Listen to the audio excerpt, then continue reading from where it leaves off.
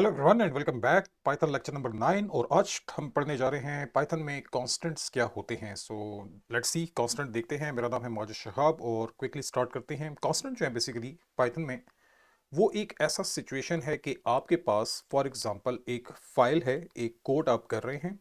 Let's suppose ये आपने एक पाइथन में फाइल क्रिएट की है और इस फाइल के अंदर आपने कुछ वेरिएबल्स जो हैं वो स्टोर किए हैं। लास्ट लेक्चर में मैंने आपको वेरिएबल्स के बारे में बताया था, आप उस लेक्चर को देख सकते हैं।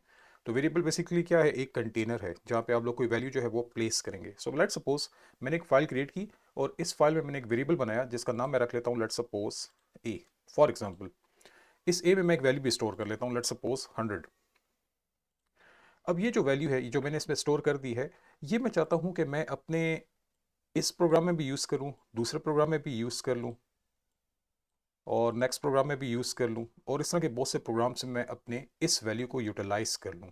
ठीक है, ये भी एक फाइल है, ये भी एक फाइल है और ये भी एक फाइल, यानी एक डिफरेंट डिफरेंट प्रोग्राम्स हैं आपके पास। एक आपने पाइथन की फाइल क्रिएट की, उसमें एक वेरिएबल आपने क्रिएट कर दिया और आपने उसको सेव कर दिया। अब आप चाहते हैं कि पाइथन के और जो आप फाइलें क्रिएट कर रहे हैं उसमें ये वैल्यू आप बार बार यूटिलाइज कर लें। जिस तरह अगर आपने सी एस एस पढ़ा है, C S S cascading style sheet, उसमें जो एक्सटर्नल स्टाइल शीट होती है जो आप एक दफ़ा कोड करते हो फिर उस कोड को आप बाकी फाइलों में यूटिलाइज करते हैं ताकि आपका टाइम सेफ रहे। तो ये कुछ सिचुएशन है हमारे पास कांस्टेंट की। यहाँ पे एक छोटा सा पॉइंट है, वो ये है कि कांस्टेंट्स जो हैं वो कैपिटल लेटर से हम लोग लिखते हैं पाइथन में। ठीक है, हम उसको एक वैल्यू असाइन कर देंगे और फिर हम इस फाइल को सेव कर देंगे। सो यहाँ पे 3 स्टेप्स हैं। पहला स्टेप है, आप एक फाइल क्रिएट कर रहे हैं, एक सेपरेट फाइल क्रिएट कर रहे हैं, आप अपने वेरिएबल को कैप्स लॉक में कैपिटल लेटर में लिख रहे हैं। ठीक है, और थर्ड स्टेप है कि आप इस फाइल को यूज़ करेंगे। अब इसमें जो भी आपने डेटा लिखा है, अगर आपको प्रॉब्लमेटिक लग रहा है तो ये मेरी फाइल बनी हुई है, इसको मैंने एक इसके अंदर एक वेरिएबल रख लिया ए नाम से और उसको एक वैल्यू दे दी और इसको मैं यूटिलाइज करूंगा। सो हमारा पहला स्टेप फाइल क्रिएट करना, दूसरा स्टेप कैपिटल लेटर के थ्रू एक वेरिएबल डिक्लेयर कर लेना और तीसरा उसको यूटिलाइज करना। अब ये तीनों काम मैं प्रोग्रामिंग में करने वाला हूँ। तो अभी आप देख सकते हैं कि हमारे पास यहाँ पे 2 सेक्शंस हैं। एक लेफ्ट साइड पे सेक्शन है ये वाला, ये पूरा सेक्शन जो आप देख रहे हैं। ठीक है, इसको मैं पहले क्रिएट करूंगा, सेव करूंगा और उसके बाद फिर मैं ये वाले सेक्शंस क्रिएट करके इस फाइलों को यूटिलाइज करूंगा यहाँ पे, इस डेटा को। तो पहले मैं इस सेक्शन को करता हूँ। ठीक है, सो मैं आता हूँ अपने एडिटर में। ये मैंने एक फाइल क्रिएट की हुई है जिसका नाम है 7.py और यहाँ पे मैं अपने कॉन्स्टेंट जो है वो क्रिएट करना लगा हूँ। सो मैं क्या करता हूँ, फॉर एग्जाम्पल मैं कहता हूँ कैपिटल लेटर से मैं लिखता हूँ स्टूडेंट नेम। ठीक है, मैंने ये कर दिया। लेट्स सपोज मैं यहाँ पे अपना नाम रख लेता हूँ,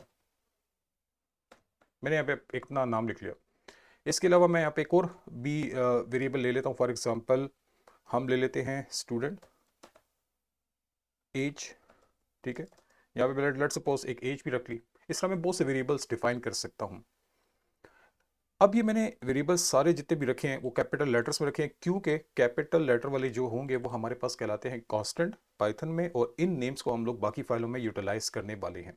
सो अगर आप नोटिस करें मेरी डायग्राम में, ये पोर्शन मैंने बनाया, फाइल बनाई, उसमें एक वेरिएबल मैंने बनाया, उसको एक वैल्यू दे दी और अब मैं इसको स्टोर करने जा रहा हूँ। सो मैं इसको सेव कर लेता हूँ, कंट्रोल एस, मैंने इसको सेव कर दिया। अब ये जो 2 वेरिएबल्स मैंने बनाए हैं, ठीक है, अब मैं इनको बाकी फाइलों में यूटिलाइज करूंगा। कैसे, मैं यहाँ पे आता हूँ और यहाँ पे एक और फाइल क्रिएट कर लेता हूँ और उसका नाम रख लेता हूँ 8.py। ठीक है, ये आ गई। सो ये एक नॉर्मल नई फाइल है जैसे मैंने अपनी डायग्राम में बताया हुआ है, ये वाला। लेट सपोज इसका नाम हमने रखा हुआ है 8.py, फिर हम 9.py भी कर सकते हैं, 10.py भी कर सकते हैं। फिलहाल मैं 8.py बना चुका हूँ, अब मैं इसमें उसको यूटिलाइज करना चाहता हूँ। सो मैं यहाँ पे करता हूँ फॉर एग्जाम्पल। सो पहला स्टेप आपने करना है वो ये है कि इस डेटा को हम कैसे एक्सेस कर सकते हैं अपनी इस फाइल में। तो उसके लिए कीवर्ड है जिसका नाम है इंपोर्ट। ये कीवर्ड है जो आप लोगों ने यूज करना होगा। और आपकी फाइल का नाम क्या है, 7.py आप लोगों की फाइल का नाम है। तो मैं अपनी फाइल का नाम रखता हूँ यहाँ पे 7। ठीक है, और इंटर कर लेते हैं। अच्छा, मुझे यहाँ पे फाइल नेम में प्रॉब्लम दे रहा है तो मैं एक काम करता हूँ, इसको रीनेम कर लेता हूँ और इसका नाम रख लेता हूँ कांस्टेंट एग्जाम्पल। ठीक है, मैंने ये नाम रख लिया इसका। ठीक है, कौन सा एग्जाम्पल, ये नाम हो गया कौन सा एग्जाम्पल। सो अब मैं कहता हूं कि इंपोर्ट करो किसको, इंपोर्ट कर लो कांस्टेंट एग्जाम्पल। ये आ गया। ठीक है, हम लोग ये नाम दे देते हैं, वहां पे 7.py को नहीं उठा रहा था। सो मैंने सबसे पहला स्टेप कहा कि आपने इंपोर्ट करना है इस फाइल को अब इसका क्या मतलब है, इसका मीनिंग ये है कि ये जो डेटा है अब आपके पास अवेलेबल हो गया आपकी इस फाइल के अंदर। सो अब मैं इसको कैसे यूटिलाइज करूंगा? सो मैं ऐसे कहता हूं कि मुझे प्रिंट करना है किसको, constant dot example, constant example dot. अब जैसे ही मैंने कांस्टेंट एग्जाम्पल अपनी फाइल का नाम लिखा यहाँ पे, उसको डॉट प्रेस किया तो उसने मेरे जितने भी वेरिएबल्स है वो सब मेरे लिए पिक कर लिए। देखें, ये है कांस्टेंट। बेसिकली हम इसको एक अलग फाइल में बनाते हैं, उनको सेव करते हैं, उनको वैल्यूज भी देते हैं और फिर बाकी फाइलों में इनको यूटिलाइज करते हैं। अगर आप मेरी डायग्राम याद हो तो यहाँ पे अब मैं इसको यूज़ कर रहा हूँ। तो एक सेक्शन मैंने क्रिएट किया था और दूसरा सेक्शन यूज़ करने का है। तो मैं ऐसे कह रहा हूँ कि कांस्टेंट एग्जाम्पल नाम है मेरी फाइल का, उसमें जाओ और उसमें किसको पिक कर लो, लेट्स सपोज नेम को।